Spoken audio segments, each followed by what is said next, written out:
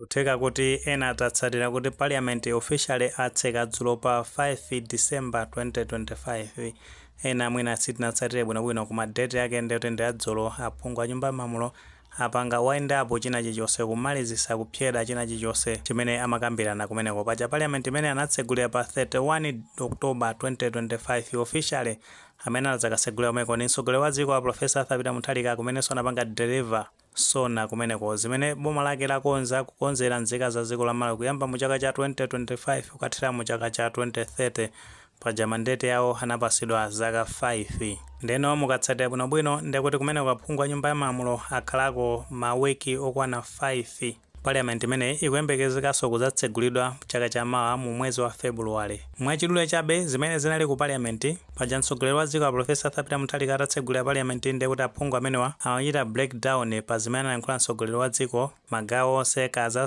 za skulu imene alonjeza kuti anaziphunzira skulu za secondary zaulere zonsezo anazikambirana ndi zina zotero. Kuchoka pamenepo anduna zachuma amenewa ndi a Joseph Machula Mwanamveka anabweretsa ndondomeko ya zachuma kumene ku parliament aphungu amene anayikambirana kumalizisa mpaka na ndondomeko imene inakhazikisidwa inatheka. Kenako tinaona kuti nduna zosiyanasiyana za boma zimabwera ku parliament kuzafotokozera zimene akonza ku ministries yawo. Aphungu kumeneko anakhalirana pasi kukambirana kupemphaso zina ndi zina zimene akufuna ma constituency kwawo kuti achitiridwe kumeneko ndi nduna zimenezi. Kuchoka pamenepo ndikuti kunali kukambirana mabiro osiyanasiyana mpaka na mabiro amene mapezo adusisidwa kenako akudikira kuti apite ku ofesi ya mtsogoleri wa dziko kanapita kale ndikuti kumeko asainire ambe kugwira ntchito. Ndetu monga siku lomaliza kumayenera kukhala zoyankhula ndikuti akwena a speaker of parliament yayankhulepo ambali ya boma akwena kuyankhulapo ndikuti kumbali ya boma anayimiridwa ndi a Jabi Muhango amenetu ndi leader of the house. Kenako no kumbali ya wotsutsa boma ndi paja aphungu otsutsa boma amayimiridwa ndi Achichola Banda ngati leader of opposition kumeneko. Ndeno potengera ndi zimene anayankhula speaker of parliament amene azona kuti anapanga observe kuti aphungu a nyumba yamalamulo ena amapeza zoti ku parliament samabwera, ena amapeza zoti angubwera kandi chigawo chakummawa masana osapezeka, ena chigawo chakumasana ndikuti mawa osapezeka. Ndiye akuti afuna kupanga introduce register kumene ku parliament imene kubwera mu chaka cha 2026 paja parliament imeneyo izayambika mu February. Ndiye akuti register imeneyo azaona kuti kodi amene abwera ndani, amene sazapanga comply ndiye azapeza zoti akwadula ma allowances amene aphungu amene amalandira ku parliament. Zimenenso ni mfundo zabwino kwambiri chifukwa munthu osayenera kulandira ndalama pamene sanagwire ntchito. Zikachitika motero ndiye kuti zizabweretsa discipline ku parliament. Kuchoka pamenepo anazayankhulako ndiye kuti Achichola Banda monga iwo leader of opposition.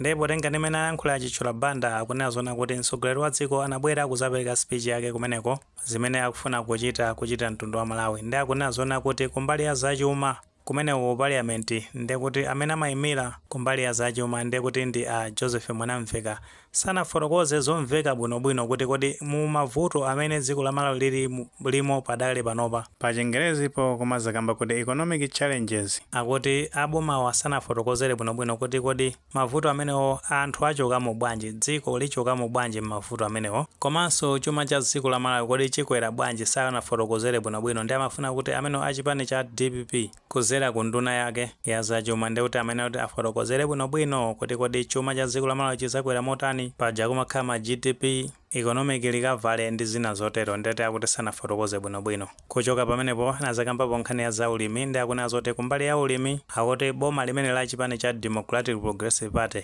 achita zinthu zochedwa kwambiri kuti ndondomeko ya zaulimi, zipangizo za ulimizo zimenezo zipangizo za mtengo ochipa zija ndiye kuti za AIP inafereza mbewu ndi zina zotero akuti zinthu zimene zagawidwa mochedwa kandi kuti zikugawidwa mochedwa zimene akuti ma implications yake ndona kuti zapeza zotona kuti ikafika nthawi yona kuti anthu akolole ndiye kuti azakolola zinthu zosalongosoka kandi kuti chifukwa kuti muna fertilizer ndi zina zotero athira mu nthawi yosayenera ndiye kuti no zokolola zake zapeza kuti nzofoira. Ndiye kuti iwo sakufuna zona kuti Amalawi azakhalenso ali mu nyengo yomavutika ndi chakudya zimene zafuna kuti zitheretu pasakhalenso mavuto amene okhuza ndi njala ndi zina zotero.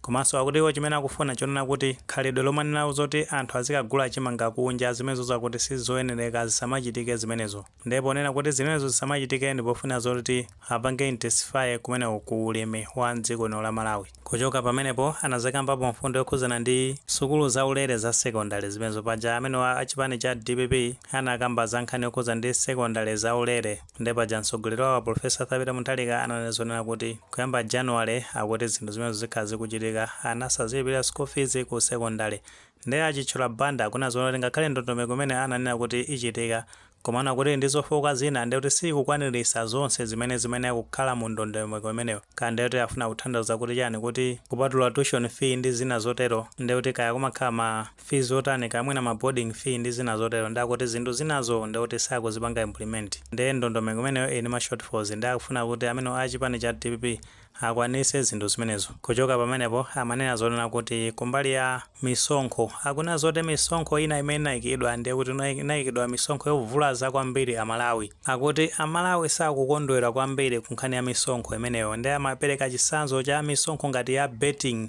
imene inayikidwa pa betting ndi kuti anthu amachita njuga paja kuli njuga zambiri zimene pa Chingerezi po amati betting ndi akuti zimenezozo anthu paja akawina amakhala zonena kuti akulandira kandalama kachani ndi akuti kuli misonkho kumeneko imene achipani cha DPP ayika ndi anthu amene akudandaula kwambiri chifukwa cha misonkho imeneyo. Kubwera pamenepo akuti misonkhonso imene inayikidwa kuma business akuti kunayikidwa corporate tax ya 40% ndi zinthu zimenezozo akuti sizabwino zipangisa zoti ma business asamayende bwino ku dziko la Malawi. Ndeno pa zonsezi achitchula banda amanena kumapeto kuti akuti achipani cha Democratic Progressive Party ngati sakwanirisa zimene alonjeza mtsogoleri wa dziko ku parliament akuti anthu pa chisankho chimene chikuya mu chaka cha 2030 ndekuti sazachivotera so chipani chimene cha DPP malo mwake akavotera chipani cha Malawi Congress Party kapena ngati kuli ma options azipani zina.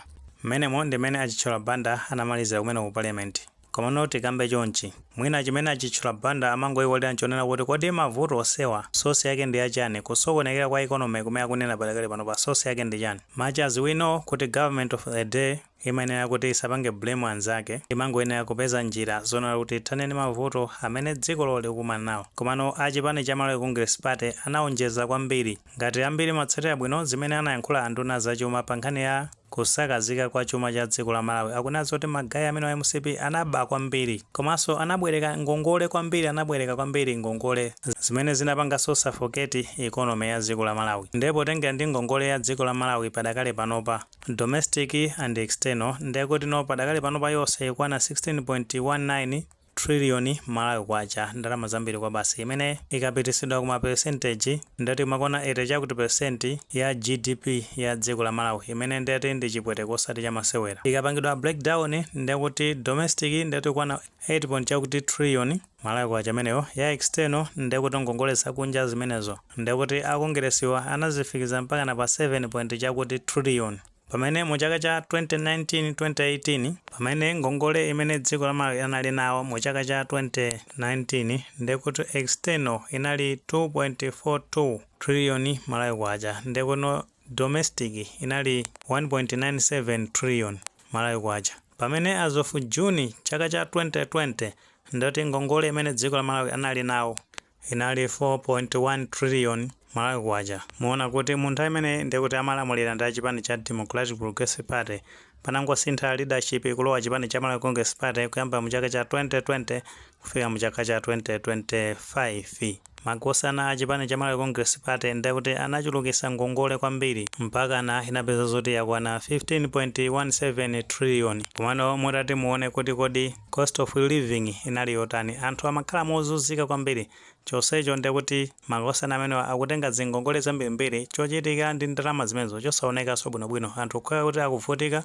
koma chonsecho akukongola ndalama zambirimbiri zimene zimasonyeza kuti kunalibe fiscal komanso monetary discipline ndekuti makosana amene amangobanda ndalama zimenezo. Mwaone amene analemerera makosana amene wachisanzo chabwino tingotenga achitcholo omwewa mu 2020 anali ndi chuma chotani nakapata kale panopa ali motani. Tiyankhule za achimwendo banda maloji ndi kuti ndaja anachita kuti mbwerekere kodi zinthu zimezi anazitenga kuti ndalama zingati zimene amalandira makosana amenewa. And in fact ulamuliro wa chipani cha Democratic Progressive Party umangoena zoti ufufuze bwinobwino makosana amenewa ngati nkotheka athe kupanga likava ndalama zimene anaba makosana amenewa. Ndiye akamabwera kumazanena kuti afuna amene wa chipani cha DPP afotokoze bwinobwino kuti dziko lipanga bwanji likava kumavuto amene ali nawo padakali panopa omwenso sosi amavuto amene ndoti ni makosana amene anaba ndalama saja amapeza zoti akutulutsa ndalama ku Reserve Bank kumapitisa ma black market zinthu zokhazokhazo zofaira zokhazokhazo ndi apa zioneka ngati anthu ozindikira. Tikakamba nkhani ya fetereza ndi kuti paja nkalonjeza kuti fetereza anthu azagula 4,000 nkanthu kodi fetereza amene anthu anagula 4,000 nkanthu amanena ichi. The subsidy reducing the price of fertilizer. Yes, sir. Others are doubting if fertilizer can be sold below 5,000 kwacha price. You tell the doubting Thomases. Yeah. No, sometimes we use that phrase. Speaking like a pastor. You tell everyone that doubts that they should no longer doubt. We know who imports fertilizers. We know where they get these fertilizers. We know how much they pay for these fertilizers. They are the ones who have actually assured us that this is a doable thing. Below 5,000 price. I just said so. It's doable. Yes, sir. Now you better believe it.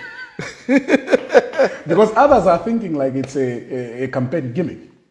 No. Pamene anzawo a chipani cha DPP analonjeza fereza 10,000 tikamva amene anthu akumafotokozera kunja akuna zoti fereza anamba kugula panopa ndi zimene akuyankhula zoduka mutu apapa sizikumveka. Akuna zoti chimanga anakagula kunja kodi wanakanika bwanji kukagula chimanga pamene anthu amadya chitezi nthawi janali ali kuti mesa nali ali mboma kutumikira dziko la Malawi amene wachitchula banda asayankhulese anthu khanga tolakuka oyankhula mosakhala bwino. Komanso akukamba zoti anthu akudandalo za betting ndi anthu angati amene amapanga za betting nanga anthu angamadalire chuma kumene akudalira business yake ya betting kungoti poti akutsutsa boma ndi basi mangobweresanso mfundo zake zopanda moto ngati zimenezi. Ndi closing remarks ya Jabi Muhango amanena zonena kuti akuti akuzindikira mtsogoleri wa dziko kuti Amalawi ali mu nyengo yowawa kwambiri kumbali ya zachuma ndi mavuto ena osiyanasiyana komano ngati dziko utsogoleri wa Profesa Arthur Peter Mutharika ndi unduna wa zachuma akuchita chothekera kuti mavuto amenewo amene akuma ndi nzikawo apange stabilize imene ayankhulira kumeneko. Anamaliza ndi kuthokoza kuti aphungu a nyumba ya malamulo akuti interaction yawo ku parliament inaenda bwino chani komanso participation yawo ndi amapempha kuti mu chaka cha 2026 akupempha kuti ali zinthu zimenezo zikachitikenso ku parliament. Nkutheka tomwe ni maganizo pa nkhani imeneyi pamene tikuona zoti ku parliament anatseka dzulo komano achitchula banda anapanga criticize utsogoleri wa chipani cha Democratic Progressive Party kuti ngati sukwanirisa zinthu zimene analonjeza pa chisankho komanso zimene anayankhula mtsogoleri wa dziko ku parliament mu chaka cha 2030 akuti chipani chimene chituluka mboma malo mwake anthu akavotera chipani cha Malawi Congress Party. Ngati maganizo amene walipo tiuzeni comment section koma molemekezanso maganizo anzathu. Saiwale upanga like video imene komanso upanga subscribe channel chimene cha Fox Malawi News 8 ndicho kuti nkhani zambiri zikamachitika ndoti zitakupezani mosavuta.